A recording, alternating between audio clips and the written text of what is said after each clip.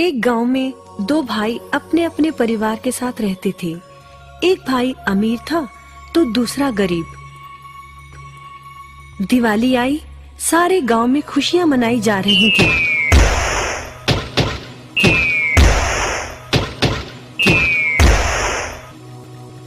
परंतु छोटे भाई के पास तो खाने लायक भी कुछ नहीं था। वह बड़े भाई के पास मदद मांगने गया। बड़े भाई ने दुत्कार कर बैरंग दिया।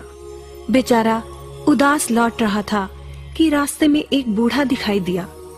बूढ़े के पास लकड़ियों का एक बड़ा सा गट्ठर था। बूढ़े ने उससे पूछा, क्या बात है बेटे, बहुत उदास हो? दिवाली पर तो खुश होना चाहिए। काहे की दिवाली ताऊ, मेरे भाई ने भी मेरी मदद नहीं की। मेरा परिवार भूखों मर रहा है और मैं कुछ नहीं कर पा रहा। यदि तुम मेरी मदद करो, इन लकड़ियों के गट्ठर को मेरे घर पहुंचा दो तो मैं तुम्हें जो दूंगा उससे तुम अमीर हो जाओगे। छोटा बूढ़े के पीछे चलता हुआ लकड़ियों के गट्ठर को उसके घर छोड़ आया। बूढ़े ने छोटे को एक मालपुआ दिया और बोला, जंगल में जाना, एक जगह अजीब तरह के 3 पेड़ तुम्हें दिखेंगे, जिसके पास एक चट्टान होगी। ध्यान से देखोगे तो चट्टान के कोने में तुम्हें एक गुफा का एक मुंह दिखेगा। गुफा में चले जाना, वहाँ 3 बौने रहते हैं। मालपुआ उन्हें बहुत पसंद है, वैसे किसी भी कीमत पर छोड़ेंगे नहीं। तुम उनसे धन नहीं मांगना, बल्कि कहना मुझे पत्थर की चक्की दे दो। छोटा भाई गुफा में जा पहुंचा।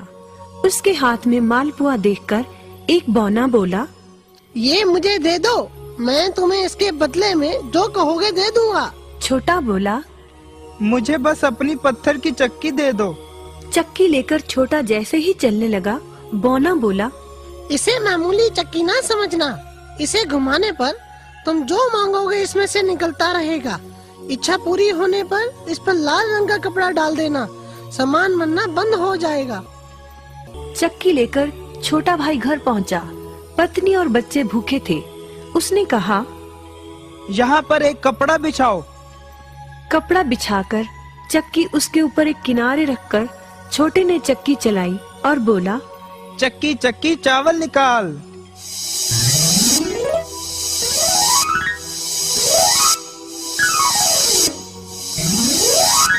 बस चावलों का ढेर लगना शुरू हो गया। लाल कपड़े से चक्की को ढककर छोटे ने फिर कपड़ा हटाया और दोबारा चक्की चलाकर बोला, चक्की चक्की दाल निकाल।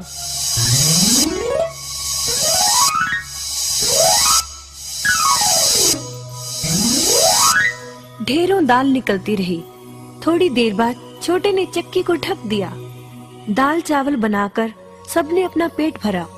रात सबने चैन की नींद ली। बचे हुए ढेरों चावल और दाल को लादकर छोटा अगले दिन बाजार में बेच आया। वापस आकर उसने फिर वही क्रम अपनाया और इस बार ढेरों गेहूं, चावल, भिन्न भिन्न दालें चक्की की मदद से निकाली और बेचकर ढेरों पैसे कमा आया। दिनों में ही वह अपने भाई से भी ज्यादा अमीर हो गया। चक्की की मदद से कभी घी, कभी तेल, कभी नमक, कभी मसाले, कभी बादाम, कपास, जो चाहे उसे प्राप्त होता रहता था। बड़ा भाई उसकी खुशहाली से जलने लगा। उसने सोचा, चंद दिनों पहले तो ये भूखों मर रहा था, अब इसके हाथ क्या लगा जो ये मुझसे भी ज्यादा धनी हो गया है। एक रात चुपचाप वह छोटे के घर में छुप गया। सारा भेद उसके आगे खुल गया। अगले दिन जब छोटा बाजार सामान बेचने गया था तो बड़ा भाई छोटे के घर पहुंचा और उसके घर से चक्की चुरा कर ले आया और अपने परिवार को लेकर दूर कहीं टापू में जाकर बसने के इरादे से घर से चल पड़ा। समुद्र किनारे पहुंचकर उसने एक नाव खरीदी। सभी उसमें बैठ गए और नाव में बैठकर टापू की ओर चल दिए। उसकी पत्नी हैरान थी कि एक बेकार सी चक्की लेकर उसका पति सारा घर बाहर छोड़कर हम सबको लेकर कहाँ जा रहा है। बड़े भाई ने पत्नी की जिज्ञासा शांत करने के लिए चक्की को घुमाया और बोला, चक्की चक्की नमक निकाल।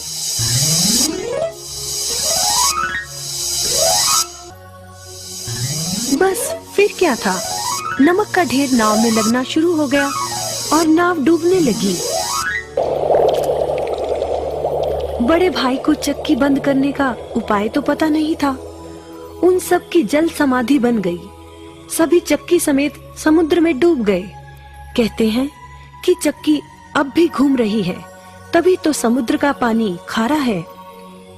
शिक्षा, लालच बुरी बला है।